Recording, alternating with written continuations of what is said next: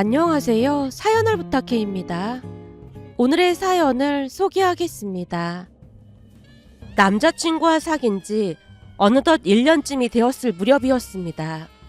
그즈음 남친은 제게 정성 가득한 프로포즈를 했고 우리는 매일이 선물처럼 달콤한 시간을 함께 쌓아가고 있었어요. 자연스레 결혼에 대한 이야기들도 오가기 시작했습니다. 그러던 어느 날은 남자친구가 진지하면서도 설레는 얼굴로 말을 꺼냈어요. 서윤아, 이제 양가 부모님께 인사드리러 가야 하지 않을까? 먼저 자기네 부모님께 인사드리고 싶어. 언제가 괜찮을지 여쭤봐 줄래? 그의 두 눈에 기대와 설렘이 가득해 보였는데요. 결혼이라는 단어만으로도 얼굴 가득 웃음을 띠고 있었습니다. 그때 당시 제 눈에는 그런 그의 모습이 그저 사랑스럽기만 했어요. 우리 집부터 와도 괜찮을까? 제가 조심스레 물었더니 그가 망설임 하나 없이 환하게 웃으며 대답했습니다. 당연하지. 내가 서윤이를 진짜 많이 사랑하니까 뭐든 다 양보하고 싶어. 말만이라도 고마워. 제가 웃으며 답하자 그가 다시 애교를 부렸어요. 난 앞으로 자기가 하자는 대로 다 할 거니까 그렇게 알고 있어. 날짜만 말해주면 내가 다 맞출게. 그 말이 어찌나 고맙고 든든했는지 모른답니다. 저도 활짝 웃으며 고개를 끄덕였고 그날 부모님과 상의해 날짜를 정한 뒤 그에게 전했습니다. 며칠 뒤 드디어 인사드리는 날 부모님께서 정성껏 여러 가지 음식을 준비해 주셨고 집안에는 따뜻한 냄새가 가득 퍼졌는데요.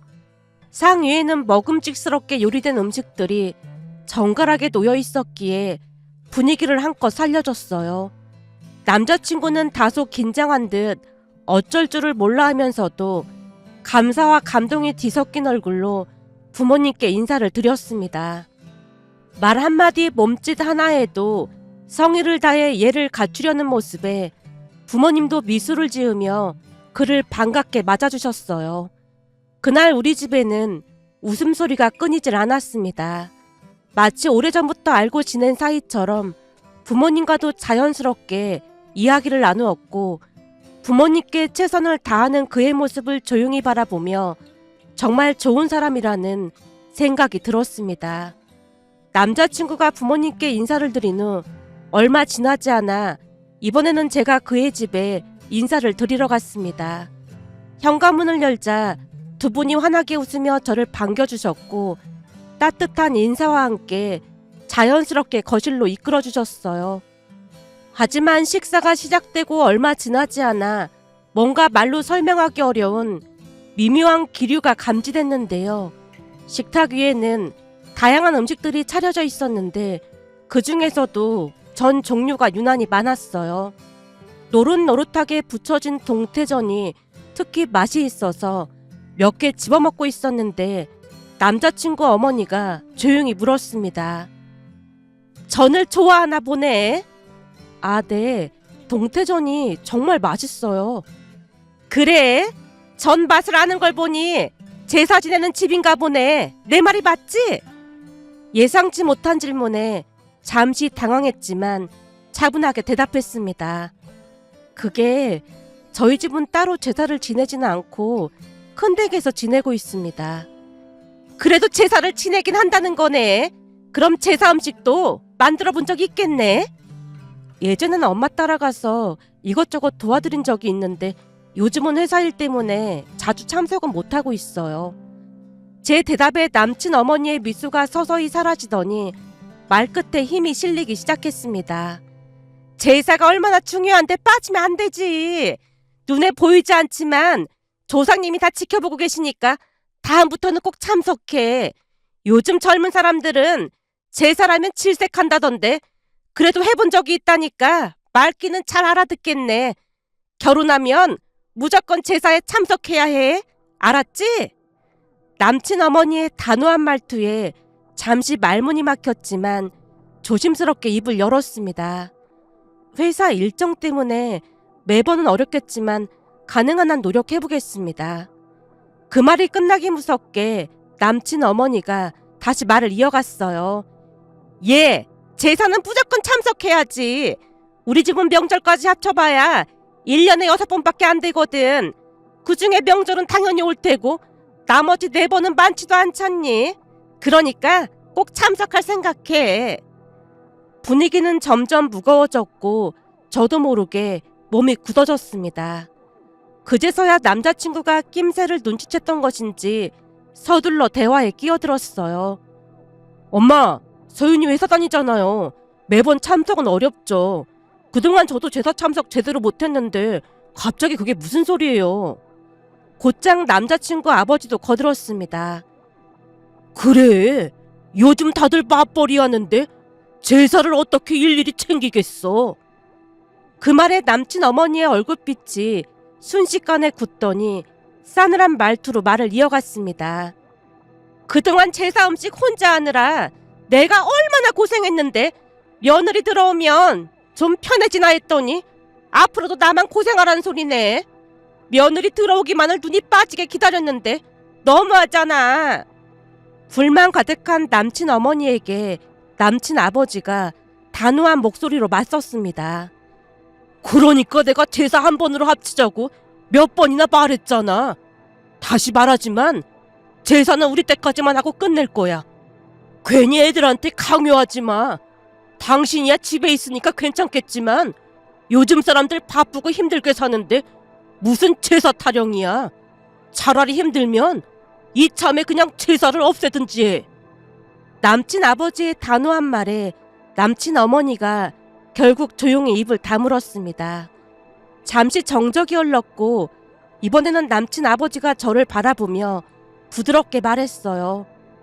서윤아, 제사는 신경 쓸 필요 없다. 니들끼리 행복하게 잘 사는 게 제일이지. 그게 뭐가 중요하겠니? 그 말에 제가 조용히 고개를 끄덕였지만 고개를 드는 순간 남친 어머니의 시선이 차갑게 저를 관통하고 있었다고 해야 할까요? 그 눈빛에는 말로 표현할 수 없는 실망과 불쾌감이 담겨 있었습니다. 그리고 그날 식사는 그 순간을 기점으로 고역이 따로 없었습니다.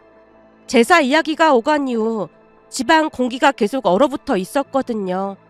그렇게 식사는 형식적으로 마무리되었고 찻잔을 앞에 두고 앉아있던 시간조차 어딘가 불편하게 느껴졌어요. 더 머물 이유를 찾기 어려웠던 저는 작별 인사를 건네고 서둘러 집으로 돌아왔습니다. 집에 도착하자마자 엄마에게 있었던 일을 조심스레 털어놓았는데요. 제 말을 들은 엄마가 깜짝 놀라며 목소리를 높였습니다. 뭐라고? 첫 인사 자리에서 제사 얘기를 꺼냈다고? 막 강요하듯 말해서 기분 되게 안 좋았어. 그럼 그냥 일어났어야지. 무슨 좋은 꼴을 보겠다고 계속 앉아 있었어. 그래도 준영 씨랑 아버님이 내 편 들어줬잖아. 그 와중에 어떻게 박차고 나오겠어. 제 말에 엄마가 고개를 절레절레 흔들며 혀를 찼습니다. 요즘 세상에 제사를 강요한다니. 어쩜 그럴 수가 있다니. 큰 집도 1년에 제사만 7번인데 며느리들한테 참석하라는 말 한마디도 안 하잖아. 그놈 많은 자식들한테 제사 물려줄 생각도 없다고 못 박으셨고 말이야. 그러니까 나도 좀 당혹스럽더라니까. 더 말할 것도 없어. 준영이한테 제사 얘기 한 번만 더 꺼내면 그때는 결혼 못한다고 딱 잘라서 말해. 알았어. 확실히 말해둘게. 다음날 남자친구를 만나 솔직한 마음을 털어놓았습니다. 말을 마치기도 전에 남친이 고개를 끄덕이며 단호하게 말했어요. 걱정하지 마. 그건 내가 정리할게. 아버지도 우리 편이잖아. 신경 쓸 거 없어. 그치만 어머님 표정이 계속 안 좋았잖아. 괜히 찍히는 거 아닌지 모르겠어. 결혼 전부터 이런 잡음이 있으니 솔직히 좀 겁이 나. 남친이 제 손을 꽉 잡으며 말했습니다. 내가 다 알아서 할 테니까 서윤이 너는 너무 걱정하지 마. 그가 몇 번이나 반복해서 확신을 주다 보니 저도 믿어보기로 했습니다. 하지만 그 믿음은 예상치 못한 방향으로 흘러갔다고 해야 할까요? 며칠 뒤 남자친구를 만나기로 한 날이었습니다. 설레이는 마음으로 약속 장소에 도착했는데 그 자리에 뜻밖의 인물이 앉아있는 게 아니겠어요? 바로 남자친구 어머니였습니다. 놀란 마음을 감추며 인사를 드리고 조심스럽게 자리에 앉았더니 곧 남친 어머니가 딱딱한 말투로 입을 열었어요. 마치 암기라도 한 듯 정해진 순서를 읊어내는 것 같았어요. 결혼해서 제사 안 챙겨도 되니까 그건 걱정하지 마라. 그리고 제사는 우리 대에서 끝낼 테니까 그것도 알고 있어라. 말을 마친 남친 어머니가 곧바로 남자친구 쪽으로 고개를 돌렸습니다.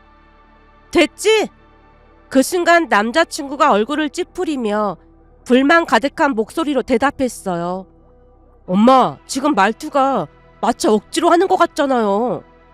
그러자 남친 어머니가 급히 제 쪽을 바라보며 덧붙였습니다. 서윤아, 내가 정말 미안하다. 앞으로는 말 조심할게. 당황한 마음에 제가 무심코 손사래를 쳤습니다. 아닙니다. 하지만 그 말이 끝나기도 전에 남친 어머니가 짧게 고개를 숙이고 조용히 자리를 떴습니다. 카페 유리문이 닫히는 소리가 잠시 공간에 맴돌았는데요. 남자친구가 한숨을 쉬며 제 눈치를 살폈고 저는 마음 한구석에 남겨진 불편함을 애써 꿀꺽 삼켜야 했습니다. 남자친구 어머니가 자리를 뜨자마자 남친이 마치 아이처럼 제 눈치를 살피며 연신 애교를 부려댔어요. 진짜 미안해. 우리 엄마가 좀 거지것대로인 부분이 있긴 한데 마음은 많이 어리신 분이야. 이해해줄 거지? 그의 목소리는 부드러웠고 표정은 한없이 다정했습니다. 계속 애교를 부려대는 모습에 속상했던 감정은 서서히 사그러들었고 그가 건네는 사과와 다정한 태도에 어느새 다시 안심하고 말았습니다. 돌이켜보면 그때 저는 그 사람의 자상함에 푹 빠져서 이성적인 판단을 못했던 것 같습니다. 겨우 제사 문제 때문에 관계를 끊을 용기도 없었고 한마디로 콩깍지가 제대로 씌어 있었던 셈이었어요. 분명 마음 한구석에는 불편함이 있었지만 남자친구가 따뜻한 말 한마디만 건네면 그 감정은 금세 흐릿해지곤 했으니까요. 그러나 엄마의 직감은 달랐다고 해야 할까요? 며칠이 지나자 엄마가 다시 그 이야기를 꺼냈어요. 서윤아, 준영이랑 얘기 잘 마무리한 거지? 제사 얘기? 그래, 내가 그 얘기 확실하게 하라고 했잖아. 설마 아직까지 마무리 안 된 건 아니겠지? 그 순간 살짝 당황했지만 고개를 끄덕이며 답했습니다. 그거 준영씨 어머니가 사과했어. 엄마가 믿을 수 없다는 듯 눈을 가늘게 뜨고 제 얼굴을 바라봤어요. 그게 정말이야?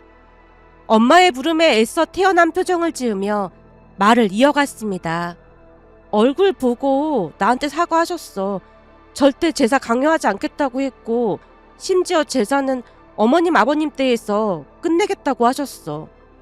진짜로 그렇게 순순히 사과했다고? 엄마의 목소리에는 여전히 의심이 섞여 있었는데요.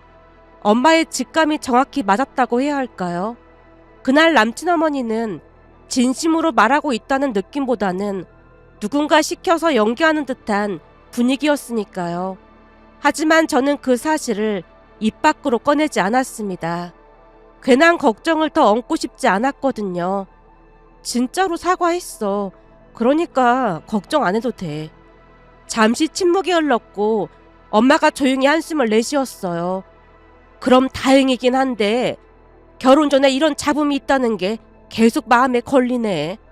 여자든 남자든 결혼 잘못하면 인생이 진짜 꼬이는데 혹시라도 또 뭔가 이상한 낌새가 느껴지면 꼭 엄마한테 바로 말해야 한다. 알았어. 그런 일 있으면 바로 얘기할게. 그제야 엄마가 살짝 미소 지으며 고개를 끄덕였습니다. 하지만 저는 알 수 있었어요. 그 미소 이면에 아직 가시지 않은 불안감이 있다는 것을 말이죠. 저 또한 마음속 어딘가에는 설명하기 어려운 불안감이 자리 잡고 있었습니다. 겉으로는 모든 게 순조로워 보였지만 속으로는 말 못할 꺼림칙함이 계속 따라다녔으니까요. 그런 가운데 양가 인사가 마무리되고 상견례 날짜도 정해졌습니다. 결혼을 향한 일정이 본격적으로 진행되기 시작하면서 우리는 식장부터 신혼집까지 하나하나 발품을 팔며 분주한 나날을 보냈고 서로에 대한 애정도 그만큼 깊어지는 듯 했습니다. 그리고 상견례를 정확히 2주 앞둔 그날은 제 생일 전날이었어요. 회사에서 밀린 업무를 정리하던 중 휴대폰이 울려서 확인해 보니 엄마였습니다. 서윤아, 너 혹시 서영실이란 사람 아니? 서영실? 잘 모르겠는데? 근데 갑자기 그건 왜 묻는 거야? 네 앞으로 택배가 하나 왔는데 보낸 사람 이름이 서영실이란 사람이야. 근데 박스가 어마어마하게 커서 대체 누가 이런 걸 보냈나 싶어서 물어본 거야. 그 순간 이름이 익숙하지 않았지만 어쩐지 낯설지 않은 묘한 느낌이 온몸을 감쌌습니다. 엄마, 잠깐만. 보낸 사람 이름이 정확히 뭐라고 했지? 서영실이라고 적혀 있어. 순간 심장이 쿵하고 내려앉는 듯한 기분이 들었습니다. 익숙한 듯 낯설었던 그 틈 사이에서 남자친구 어머니의 성함이 머릿속을 스치고 지나갔거든요. 서둘러 남친에게 카톡으로 물었습니다. 자기야, 혹시 서영실이란 이름 아는 이름이야? 남친이 금세 답장을 보내왔어요. 우리 엄마 이름인데 그건 왜 묻는 거야? 답장을 보자마자 바로 전화를 걸었습니다. 자기야, 우리 집에 택배가 왔다고 하는데 보낸 분이 서영실이라고 돼 있다나 봐. 그래? 그럼 우리 엄마가 보낸 거에 맞네. 자기 생일이라고 내가 선물 고른다니까. 엄마도 갑자기 생일 선물 하고 싶다면서 자기네 집 주소 물어봤었거든. 그냥 말만 그러신 줄 알았는데 진짜로 보냈나 보네. 뭐하러 내 생일 얘기를 꺼냈어. 그럼 내가 너무 죄송하잖아. 뭐가 죄송해. 선물 받으면 고맙다고 전화 한 통 하면 되지. 전에 제사 얘기 꺼내서 마음 쓰이셨던 모양이지 뭐. 진심으로 사과하고 싶으셨나 보네. 남친의 말투는 한없이 들떠 있었고 그 말을 곱씹으며 괜히 미안한 마음마저 들었습니다. 그리고 얼마 뒤 집에 도착해 베란다에 놓인 박스를 보고 엄마에게 물었어요. 엄마, 이거 혹시 나한테 온 그 택배야? 그거야. 근데 서영실이 누군지는 알아냈어? 준영씨 어머님이시더라고. 박스를 바라보며 어딘가 찜찜한 마음이 점점 짙어졌습니다. 근데 이 박스 왜 이렇게 큰 거지? 글쎄 말이다. 요즘은 상품 보내면서 재활용 박스 쓰는 경우가 많더라고. 안에 내용물은 다를 수 있으니까 얼른 열어봐. 조심스럽게 테이프를 뜯고 박스를 열었습니다. 하지만 그 안을 들여다본 순간 숨이 턱하고 막히는 충격이 몰려왔고 제 몸은 그대로 뒤로 밀려나며 바닥에 털썩 주저앉고 말았어요. 그도 그럴 수밖에 없었던 것이 안에 들어있던 건 놀랍게도, 아니 충격적이게도 제기 세트였습니다. 조심스럽게 종이에 쌓인 채 반들반들 놀라울 정도로 윤기가 흐르는 전통 제기들이 차곡차곡 들어있었어요.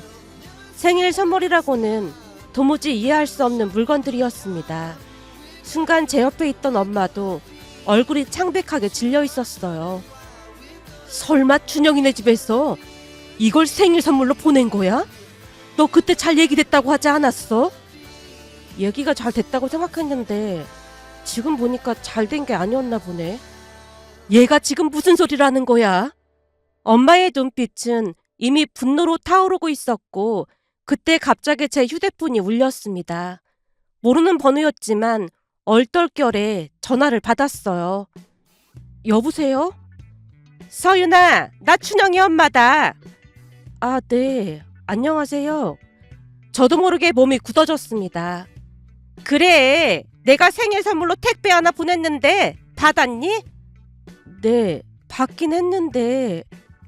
머릿속이 하얘져 무슨 말을 해야 할지 몰랐고 조심스럽게 제기 세트를 보낸 게 맞는지를 물어보려던 순간 남자친구 어머니가 먼저 말을 꺼냈습니다.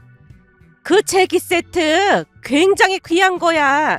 장인이 손수 만든 거라 쉽게 구할 수도 없는 귀한 거다. 물론 가격도 만만치 않고 말이야. 그러니까 잘 보관해뒀다가 결혼해서 집에 올 때 서윤이 네가 직접 산 것처럼 가지고 와라. 순간 숨이 턱하고 막혔습니다. 사실 네가 첫 인사 왔던 날 말이다. 준영이 아버지가 말은 안 했지만 많이 불편해했어. 제가 뭘 잘못했을까요? 제 목소리가 본능적으로 낮아졌고 그 말에 남자친구 어머니가 조용히 한숨을 내쉬며 말을 이어갔습니다. 아버지 입장에서는 너처럼 똑 부러진 며느리가 자연스럽게 제사에 참석해줄 거라 기대했었나 봐.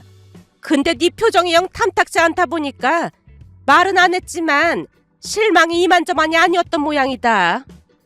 그리고 이어지는 말은 마치 무언가를 강제로 씌우려는 듯한 일방적인 통보였습니다. 며느리 사랑은 시아버지라는 말도 있잖니. 괜히 미움 사지 말고 그 제기 세트 잘 챙겨놨다가 네가 혼수로 챙겨오는 걸로 하렴. 그럼 아버지 마음도 풀리지 않겠어.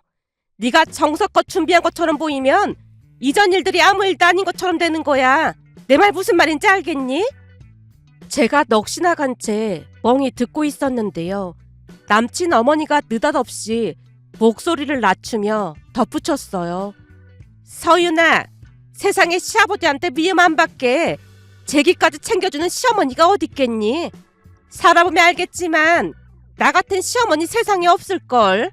그러니까 항상 감사한 마음으로 살아야 돼. 알겠니? 그 순간 이성의 끈이 끊어지고 말았는데요. 결혼 후 이런 남자친구 가족들과 얽혀 살아가야 한다는 상상을 하니 숨이 막히는 것 같았습니다. 특히나 겉으로는 그러지 않은 척하면서 속으로는 전혀 딴 마음을 품고 있었다는 남자친구 아버지의 이중적인 모습이 머릿속을 스쳐 지나가자 온몸에 소름이 돋았습니다. 결국 제가 단호하게 말했어요. 제기 세트는 다시 준영씨 편으로 보내겠습니다. 너 내 말 못 알아들은 거니? 그거 네가 챙겨오는 것처럼 하라고 내가 힌트까지 줬잖니. 그제야 참았던 말이 튀어나왔습니다. 아줌마야말로 말귀를 못 알아들으신 것 같은데 저는 아줌마 아들이랑 결혼 안 할 겁니다. 그러니까 그 제기 세트 다시 보낸다고요. 뭐? 너 지금 아줌마라고 했니? 아줌마를 아줌마라고 부르지. 그럼 할머니라고 불러줘요? 그럼 전화 끊겠습니다. 통화가 끊기는 소리와 동시에 제 안에서 뭔가가 후련하게 무너져 내렸습니다. 옆에 있던 엄마가 놀란 얼굴로 다가왔어요. 방금 준영이 엄마였어? 그 아줌마야. 엄마, 나 결혼 안 할래. 생일 선물로 제기 세트 보내는 집이면 이건 안 봐도 뻔하잖아? 그 말에 엄마가 입꼬리를 살짝 올리며 말했습니다. 우리 딸이 맹탕인 줄 알았는데 아니었네. 그래, 잘했어. 내가 뭘 했니? 처음부터 뭔가 이상하다고 했잖아. 그리고는 곧장 남자친구에게 문자를 남겼어요. 문 밖에 내놓을 테니까 제기 세트는 네가 와서 가져가. 그리고 결혼은 없던 일로 하자. 자세한 얘기는 니네 엄마한테 듣고 제기 세트 비싼 거라고 하던데 오늘까지 안 가져가면 버릴 거니까 그렇게 알고 있어. 그 문자를 끝으로 전남친 번호를 차단해버렸습니다. 이후로 그가 제게 몇 번이나 연락을 시도했고 마지막에는 직접 집 앞까지 찾아왔는데요. 초인종 소리에 아빠가 현관으로 나가셨고 굳은 표정으로 문을 열고는 싸늘한 목소리로 경고하자 문 너머로 들리는 남자친구의 흐느낌이 문틈 사이로 들어왔지만 제 마음은 끝내 흔들리지 않았습니다. 생일 선물로 제기 세트를 선물한 그 집안의 어이없는 진심을 너무나 똑똑히 알아버렸으니까요. 결국 전 남친은 제기 세트를 들고 돌아갔고 우리의 인연은 그렇게 끝이 났습니다. 그 일이 있었던 게 벌써 한참 전의 일이랍니다. 시간이 흘러 제 인생도 새로운 길로 접어들었는데요. 그 뒤로 저는 고모의 소개로 지금의 남편을 만나 아들과 딸을 키우며 평범하지만 따뜻한 일상을 살아가고 있습니다. 그런데 며칠 전 엄마와 함께 백화점으로 쇼핑을 갔다가 쇼핑을 하던 중 백화점 식당가에 들렀는데요. 우연이라고 하기에는 너무나 기막힌 일이 있었답니다. 식사를 하던 중 옆 테이블에서 식사하던 아주머니들 사이로 웅성이는 목소리가 들려왔습니다. 처음에는 별 생각 없이 듣고 있었는데 이야기가 이어질수록 귀를 의심하지 않을 수 없었어요. 니들 현민의 딸 파혼한 거 들었지? 한 아주머니가 기가 막히다는 얼굴로 말을 꺼냈습니다. 지금부터 왜 파혼했는지 내가 얘기해 줄게. 현미가 그러는데 처음에는 결혼 준비가 척척 진행되고 있었대. 근데 어느 날 예비 안 사돈이 선물이라며 제기 세트를 보냈다지 뭐야. 뭐? 제기 세트를 선물로 보냈다니? 듣자 하니까 앞으로 조사님 잘 모셔야 하니까 그 제기 세트를 혼수처럼 챙겨오라고 했다더라고. 지금이 어느 시대인데 그런 소리를 해. 그러니까 말이야. 나도 그 얘기 듣고 너무 황당했잖아. 현미 말로는 예비 신랑이 외모도 멀쩡하고 사람도 착한 것 같아서 그 나이까지 결혼 못한 이유가 이상하다 싶긴 했다는데 알고 보니까 그 집 엄마가 진상 중에 상진상이라고 하더라고. 그치만 그게 어디 엄마만의 문제겠어. 아들도 처신을 똑바로 못하니까 그런 문제가 생긴 거지. 걔는 결혼하지 말고 혼자 살아야지. 안 그랬다가는 괜시레 남의 집 귀한 딸 인생 망치기 딱이겠네. 그 말에 숟가락을 들고 있던 손이 절로 멈췄고 엄마와 눈이 딱 마주쳤는데요. 그 아주머니들이 한참을 이야기 나누는 모습에 엄마와 함께 경악을 금치 못했습니다. 그들이 말한 사람이 전 남친일 것이라는 확신이 들면서 기가 막혀서 입이 다물어지지 않을 정도였어요.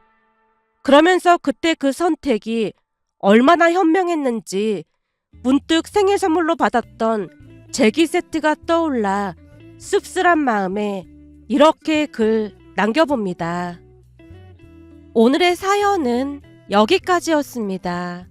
즐겁게 보셨다면 구독, 좋아요 부탁드립니다. 고맙습니다.